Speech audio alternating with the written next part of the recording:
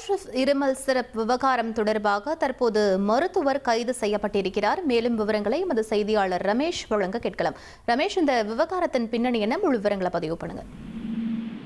மத்திய பிரதேச மாநிலம் சிந்துவாரா பகுதியில் கோல்ட்ரிஃப் என்ற இருமல் மருந்தை உட்கொண்ட குழந்தைகள் 11 பேர் உயிரிழந்தது சர்ச்சையை ஏற்படுத்தி இருக்கிறது.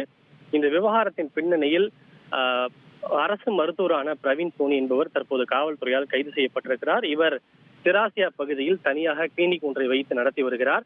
அங்கு சிகிச்சைக்காக வந்த குழந்தைகள் பலருக்கு இவர்தான் அந்த சம்பந்தப்பட்ட சர்ச்சைக்குள்ளான கோல்ட்ரிஃப் என்ற சிறப்பை பரிந்துரைப்பது தெரிய வந்தது. அதன் அடிப்படையில் தற்போது அவர் கைது செய்யப்பட்டிருக்கிறார். மேலும் இந்த சிறப்பை தயாரித்த உற்பத்தியாளரான காஞ்சிபுரத்தை சேர்ந்த ஸ்ரீசன் பார்மசூட்டிக்கல் நிறுவனத்தின் மீதும் காவல்துறை வழக்கு பதிவு செய்திருக்கிறது. குறிப்பாக கைது செய்யப்பட்ட மருத்துவர் பிரவீன் சோனி அவர்கள் இந்த பெரும்பாலான குழந்தைகளுக்கு கோல்ட்ரிஃப் அந்த மருந்து சிறப்பை பரிந்துரைத்திருக்கிறார். இந்த கோல்ட்ரிஃப் இருமல் மருந்தில் தர பரிசோதனைக்கு உட்படுத்தியதில் அதில் டை எத்தில் கிளைகால் 48% அளவுக்கு இருப்பது தெரிய வந்தது. இது அனுமதிக்கப்பட்ட விளைவை விட அதிகமான ஒரு அளவாகும்.